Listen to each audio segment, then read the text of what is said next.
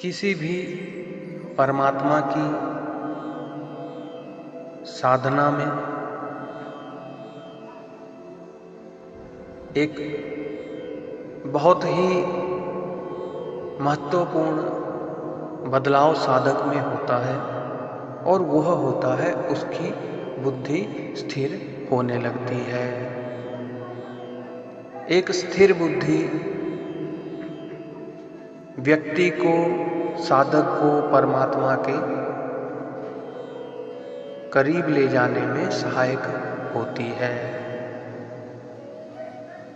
इस वीडियो में हम बात करेंगे स्थिर बुद्धि योगी के लक्षण क्या हैं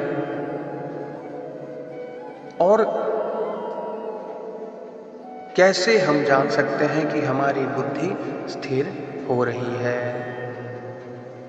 एक स्थित प्रज्ञ योगी के लक्षण क्या हैं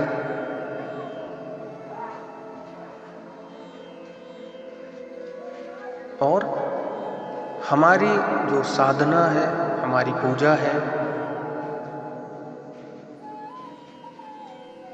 उसमें हम सफल हो रहे हैं या असफल हो रहे हैं, इस वीडियो में हम बात करने वाले हैं।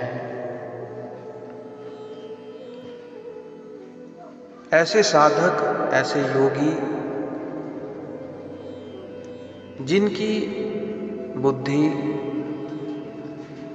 परमात्मा के स्वरूप में अचल स्थिर हो जाती है, उन परमात्मा को प्राप्त हुए महापुरुष को साधारण दुखों की तो बात ही क्या है, भारी से भारी दुख भी उस स्थिति से विचलित नहीं कर सकते। शस्त्रों द्वारा शरीर का काटा जाना, अत्यंत दुस्सह सर्दी गर्मी, वर्षा और बिजली आदि से होने वाली शारीरिक पीड़ा, अति उत्कट रोगजनिक व्यथा, प्रिय से प्रिय वस्तु का आकस्मिक वियोग, बिना कारण ही संसार में महान अपमान एवं तिरस्कार और निंदा आदि का हो जाना, इसके सिवा और भी जितने महान दुखों के कारण हैं, वे सब एक साथ उपस्थित होकर भी स्थित प्रज्ञ योगी के मन में किंचिन मात्र भी उद्वेग नहीं उत्पन्न कर सकते। इस कारण उसके जो वचन होते हैं उनमें भी सर्वथा उद्वेग का अभाव होता है। और यदि लोक संग्रह के लिए उसके द्वारा शरीर या वाणी से कहीं उद्वेग का भाव दिखलाया जाए तो यह वास्तव में उद्वेग नहीं है। स्थित प्रज्ञ योगी में स्पृहा रूपी दोष का सर्वथा अभाव हो जाता है। अभिप्राय यह है कि वह दुख और सुख दोनों में सदा ही सम रहता है। जिस प्रकार बड़े से बड़ा दुख उसे अपनी स्थिति से विचलित नहीं कर सकता, उसी प्रकार बड़े से बड़ा सुख भी उसके अंतःकरण में किंचिन मात्र भी स्पृहा का भाव नहीं उत्पन्न कर सकता। इस कारण उसकी वाणी में स्पृहा के दोष का सर्वथा अभाव होता है। यदि लोक संग्रह के लिए उसके द्वारा शरीर या वाणी से कहीं स्पृहा का भाव दिखलाया जाए तो वह वास्तव में स्पृहा नहीं है।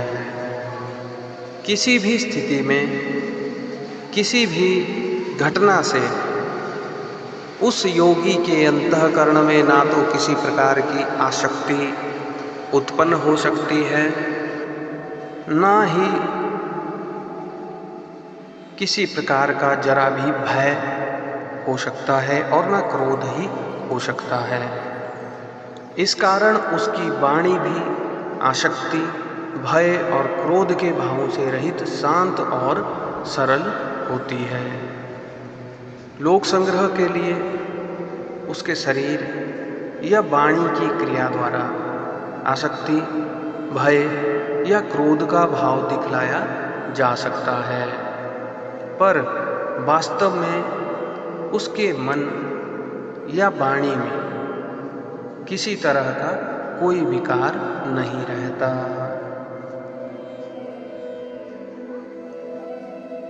केवल वाणी को प्रयुक्त समस्त विकारों से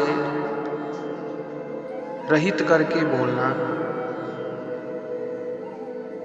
तो किसी भी धैर्य युक्त बुद्धिमान पुरुष के लिए भी संभव है, पर उसके अंतःकरण में विकार हुए बिना नहीं रह सकते।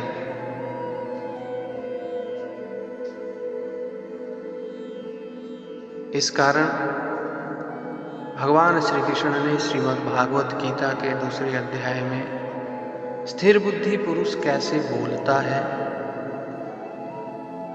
इस प्रश्न के उत्तर में उस योगी की वाणी की ऊपरी क्रिया न बतलाकर उसके मन के भावों का वर्णन किया है। अतः इससे यह समझना चाहिए कि स्थिर बुद्धि योगी की वाणी भी वास्तव में उसके अंतःकरण के अनुसार सर्वथा निर्विकार और शुद्ध होती है।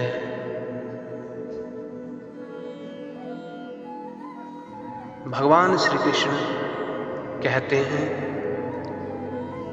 दुःखेष्वनुद्विग्न मनः सुखेषु विगतस्पृहः वीतराग भय क्रोधः स्थितधि मुनिरुच्यते। दुखों की प्राप्ति होने पर जिसके मन में उद्वेग नहीं होता, सुखों की प्राप्ति में जो सर्वथा निष्प्रिय है तथा जिसके राग भय और क्रोध नष्ट हो गए हैं, ऐसा मुनि स्थिर बुद्धि कहा जाता है। यदि आप किसी साधना में विद्यमान हैं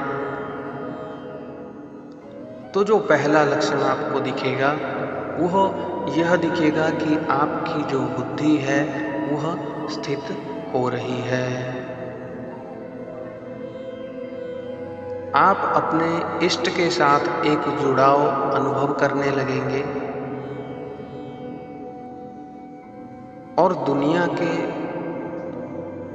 जो व्यवहार है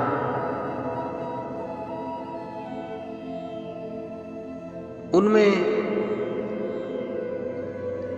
एक बदलाव आ जाएगा और यही पहला लक्षण होता है कि आपकी जो साधना है, आपकी जो पूजा है, वह आपके इष्ट के द्वारा स्वीकार की जा रही है या नहीं।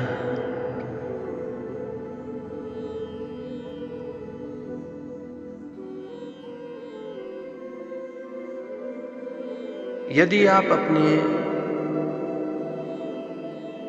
पूजा की जो दिनचर्या है उसके बिना आपसे रहा नहीं जा रहा, पूजा करते समय या अपने इष्ट का ध्यान करते समय आपकी आंखों से आंसू स्वतः ही टपक जाते हैं, इसका अर्थ यह है कि आपका जो रास्ता है वह सही है। इस वीडियो में अपनी इस धार्मिक यात्रा को हम यहीं विराम देते हैं। आप हमारे साथ बने रहिए और इन वीडियोस को अपने परिवारजनों और मित्रों के साथ शेयर कीजिए ताकि ज़्यादा से ज़्यादा लोग लाभान्वित हो सकें। श्री कृष्ण भगवान की जय।